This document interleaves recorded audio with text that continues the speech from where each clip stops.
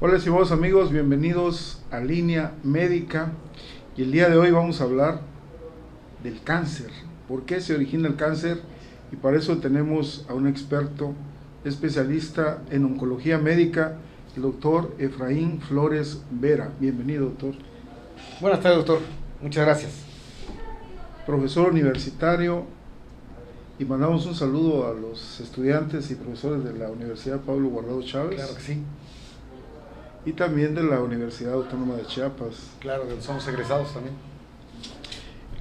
Bien, este tema en particular, cada vez se hace más frecuente el cáncer. Sí, definitivamente el cáncer es un tema de actualidad y muy frecuente. A nivel mundial, en México y en Chiapas, es la segunda causa de consulta y de muerte la enfermedad neoplásica maligna, solo por detrás de las causas de enfermedad y muerte cardiovasculares. Y esto obedece a que, si lo vemos desde este punto de vista, va a ser fácil de entender. El cáncer no es una enfermedad, es un grupo de enfermedades, por lo menos identificadas más de 200, que tienen comportamientos diferentes, al igual que las causas cardiovasculares. ¿Por qué la gente se muere más de causa cardiovascular? Porque la causa cardiovascular engloba infartos, tromboembolias, insuficiencias venosas, derrames cerebrales, incluso infartos mesentéricos, y como grupo y conjunto logran hacer la primer causa de muerte y consulta. De igual manera el cáncer, de manera individual, hay cánceres como el de mama, que es muy frecuente, y cánceres muy raros, por ejemplo, los neuroendocrinos o los tumores del estroma gastrointestinal, pero que en su conjunto todos los cánceres logran impactar y ser la segunda causa de muerte y de consulta en cualquier parte del mundo. Ahora, cuando nosotros estudiamos medicina nos enseñaban niveles de organización del cuerpo, y entonces el organismo, y luego teníamos los aparatos y sistemas, y luego los órganos, los tejidos, luego el nivel celular, el nivel molecular. Ahorita la medicina estará más abajo del nivel molecular, en el subatómico, o ha tenido una predominancia la genética. Es una pregunta interesantísima, doctor, y muy extensa. Como usted atinadamente dice, los que somos formados hace 30, 40 años como médicos, veíamos a la medicina desde el punto de vista orgánico. Enfermedades del corazón, enfermedades del hígado, enfermedades del pulmón, enfermedades del tubo digestivo. Posteriormente empezamos a verlo ya de los tejidos, después a nivel celular, y hoy en día la medicina es proteómica. Incluso ya no se habla de enzimas ni de hormonas, sino se habla de proteínas y de sustancias. Yo recuerdo muy bien, y como platicábamos en la clase con los chicos de la universidad, en nuestra época nosotros entendíamos a la célula como que tenía órganos en su interior y estaba contenida en una membrana que pensábamos era como una bolsa para los chiapanecos en donde ponemos un pozol, una bebida de pozol. Y los órganos interiores, el núcleo, el aparato de Golgi, las vesículas digestivas, las mitocondrias, todas estas eran importantes, pero la que más mandaba era el núcleo. Y la membrana los contenía. Y decíamos que los cambios entre líquido extracelular y intracelular era por gradientes de presión o gradientes eléctricos, que uno vencía y pasaba de un lado, y de esta manera también era el intercambio iónico de sodio, potasio, cloro, magnesio, todo lo que sabemos. Hoy en día, y con los estudios y el avance en la medicina molecular, se sabe que la membrana celular es tal vez un órgano tan o más importante que el núcleo. ¿Por qué? Porque tiene puntos estratégicos que permiten la entrada o salida de cual o tal sustancia. Entonces, si uno de estos puntos de entrada está sobreexcitado, aunque no haya estímulo externo, está mandando vías de señalización al núcleo y este se reproduce. Es muy complejo, pero la verdad, la medicina actualmente es a nivel molecular y a nivel proteómico, de proteínas, de sustancias, doctor. De acuerdo, hablando de un grupo de enfermedades, entonces, cuando nos referimos al cáncer, no podríamos tener una sola causa de origen. No. Entonces, ¿cuál sería lo más común en relación a los factores predisponentes? Porque tenemos ya actualmente un cambio en el estilo de vida y esto ha tenido repercusiones. Sí, doctor, como usted atinadamente dice, las causas del cáncer son muchas, los factores desencadenantes son muchos. El fenómeno del cáncer es uno bien entendido. Todos los cánceres son genéticos. El cáncer es una alteración genética.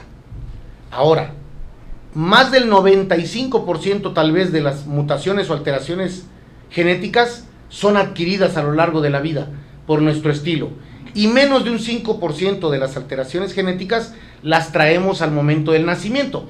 Lo que los genetistas y los médicos de ahora entienden más perfectamente tal vez que nosotros, que hablamos de mutaciones somáticas o adquiridas, el 90 y tantos %, y las que son traídas congénitas con el nacimiento, que son menos del 5%, las germinales.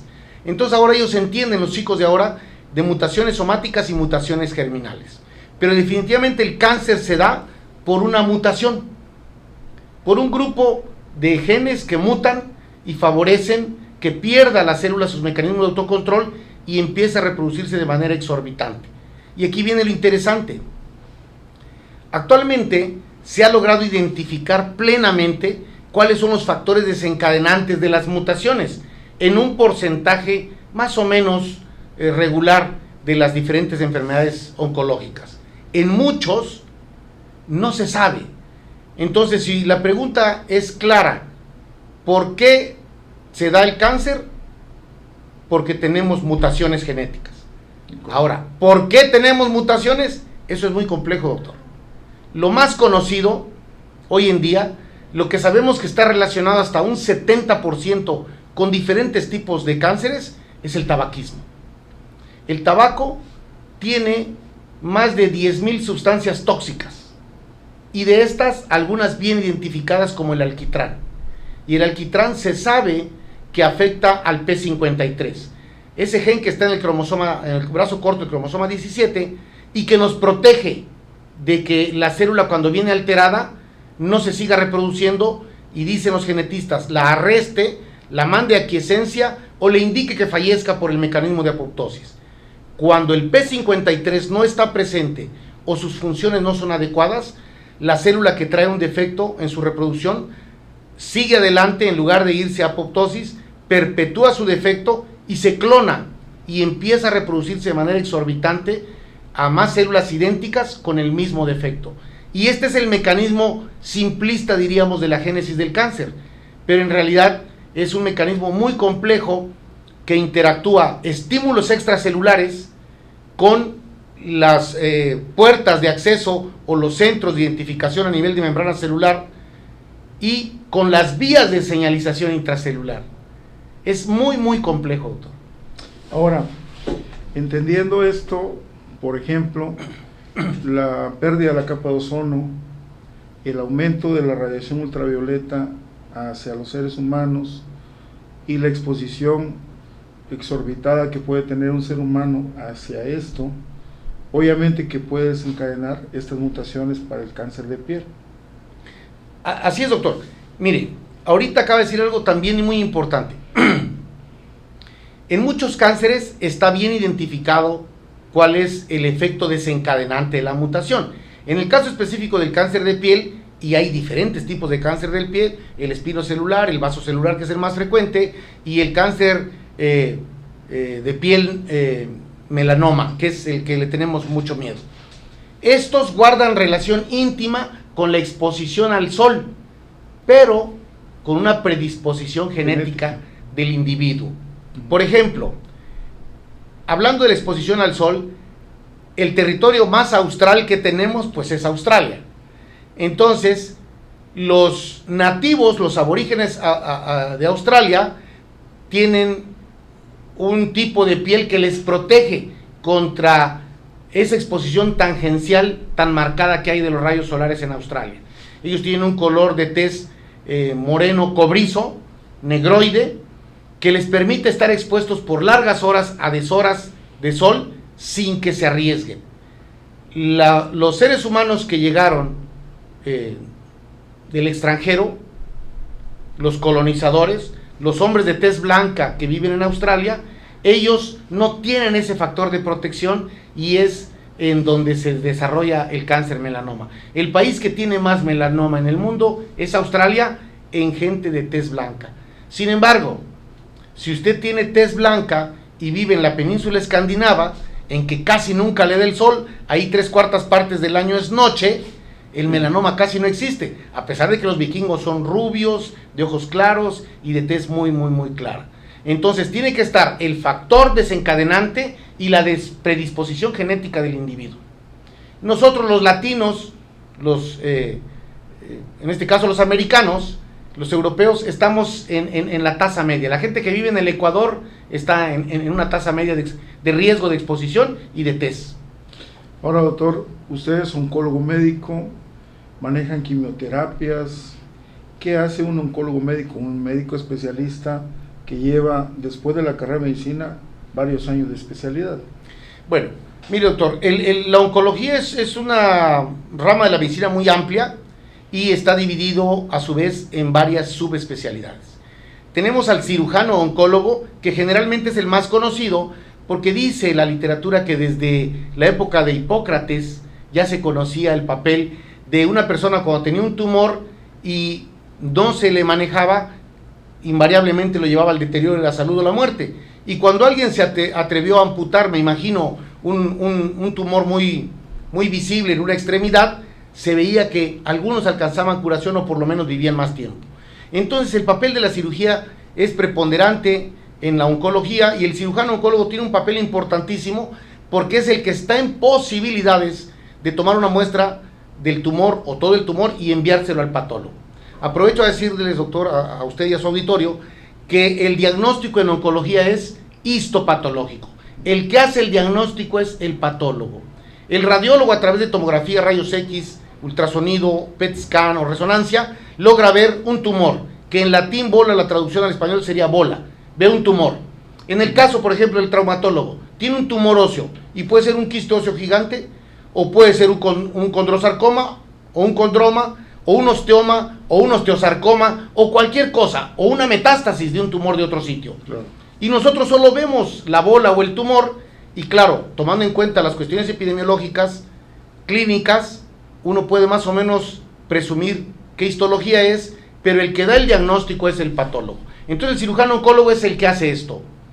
Posteriormente, el radiooncólogo, y es un médico relativamente nuevo comparado con el cirujano oncólogo, puesto que Wilhelm Conrad Röntgen en diciembre de 1895 anunció al mundo el descubrimiento de los rayos X, y de ahí para acá el advenimiento de la radiooncología después del accidente de María Sklodowska, de Madame Curie y su hija Esther, que fallecen por manipular sustancias radioactivas sin protección. Y estudiosos de la medicina observan que las sustancias radioactivas pueden inducir muerte celular a través de la aplasia medular de estas dos desgraciadas serendipias de María Sklodowska, Madame Curie y su hija Esther. Y la oncomédica todavía es más reciente, puesto que a raíz de accidentes bioquímicos durante la Primera Guerra Mundiales, estos mismos estudiosos de la medicina vieron que algunas sustancias químicas podían inducir muerte celular. Básicamente utilizaban los países con fines bélicos mostaza azufrada, porque la mostaza azufrada, al entrar en combustión, produce un vapor vesicante que hace que el combatiente no pueda ver y no pueda respirar. Es el principio del gas lacrimógeno. Sí. Entonces aventaban un artilugio explosivo con mostaza azufrada, los combatientes no podían ver y los que aventaron la bomba entraban con máscaras de gas a hacer matazón de los soldados que no podían combatir. Ajá. Pero en un accidente que hubo en Estocolmo, en Suecia, hubo un incendio y grandes cantidades de mostaza azufrada entraron en combustión, y todas las personas que acudieron a sofocar el incendio fallecieron de aplasia medular. Y los mismos observadores de la medicina de aquel entonces vieron que estas personas fallecieron de algo parecido o igual a lo que le había pasado a Madame Curie. Y entonces vieron que con sustancias químicas se podía inducir muerte celular. Y es el principio de la quimioterapia. Infortunadamente, la quimioterapia selecciona a la célula maligna por su velocidad de réplica. Y hay células en el cuerpo humano que normalmente se replican rápido. Las células del cabello, las células de la mucosa digestiva, las células de la médula ósea. Por eso los pacientes que reciben quimioterapia, de manera mayor o menor, dependiendo del esquema y la cantidad de medicamento que se le ponga, pierden el cabello, desarrollan náusea, vómito, o hacen baja de defensas, glóbulos blancos, anemias, trombocitopenias, etc. Entonces, en la actualidad, en el arsenal terapéutico contra el cáncer, tenemos la figura del cirujano oncólogo, que debe operar, etapificar y obtener una muestra de tejido para hacer el diagnóstico. Del radiooncólogo, que cuando no es posible quitar completamente, citorreducir, decimos, al tumor porque está adyacente a alguna estructura no sacrificable, se puede intentar esterilizar los bordes con radiación. Lo que la gente entiende por quemar el lecho quirúrgico. Y cuando potencialmente la enfermedad, por su comportamiento biológico agresivo o por su etapa muy avanzada, potencialmente ya se ha diseminado, entonces el oncólogo médico, con fármacos a través de la vía endovenosa, la mayoría de las veces oral o de otro tipo, podemos tratar de buscar las micrometástasis en un intento de destruirlas. Con el advenimiento de la biología molecular, hoy que se reconocen más blancos moleculares, ya se sabe en la membrana de tal o cual célula qué punto de inserción del estímulo sobreexpresa, y entonces trabajar directamente sobre ese punto, lo que se llama terapia monoclonal blanco, un blanco dirigido, doctor. Muy interesante, doctor. De hecho, quienes nos están viendo nos habían estado preguntando por esas dudas que tenían sobre la oncología, porque hemos hablado del oncólogo quirúrgico. Ahora, no se olviden, estimados amigos, que a las 5, todo lo que quieran saber de deportes en cronómetro, y que estamos hablando con el doctor Efraín Flores Vera, oncólogo médico, y estamos llegando prácticamente al final del programa. Tenemos muchas cosas todavía que platicar, son muchísimas. Sí, doctor, es amplio. ¿Qué recomendaciones le daría a usted a quienes nos ven para, en la medida de lo posible, tratar de prevenir de alguna forma este tipo de mutaciones? Fíjese, doctor, que el 90 y tantos % de las mutaciones son adquiridas y son por nuestro estilo de vida. Lo peor que puede hacer una persona es fumar, y entre a más edad temprana lo haga, peor. Las mutaciones se adquieren a lo largo del tiempo y requiere mucho tiempo. Tenían razón nuestras abuelitas y nuestras mamás cuando nos decían que no nos desveláramos, que no fumáramos, que no tomáramos, que nos acostáramos temprano, que hiciéramos un poquito de ejercicio y sobre todo que comiéramos frutas y verduras. Fíjese que uno de los mecanismos bien identificados para generar cánceres es la formación de radicales libres. Y un radical libre es una sustancia molecular que, siendo la misma que otra, no tiene la misma conformación atómica, y que algún átomo ha perdido algún electrón. Y las vitaminas, sobre todo A y D, C, contenidas en las frutas y verduras, son donadores de electrones, y de esta manera quelan los radicales libres. Entonces tienen razón nuestras abuelitas, y eso es lo que podemos hacer para combatir el cáncer. No fumar, tomar con moderación, hacer un poco de ejercicio, mantenernos en nuestro peso, porque otra de las vías de formación de cánceres es el exceso de hormonas, y las hormonas no solo se forman en los órganos, sino que por la vía de los polioles, a partir de grasa periférica se generan hormonas. Entonces, comer frutas, verduras, descansar, hacer un poco de ejercicio, mantenerse en su peso y no consumir cigarro es de las mejores cosas para combatir el cáncer, doctor. Doctor, muchísimas gracias por estar. Es un gusto. Programa es un Línea gusto. Médica, y gracias. nos vemos. Muchas gracias. Hasta luego.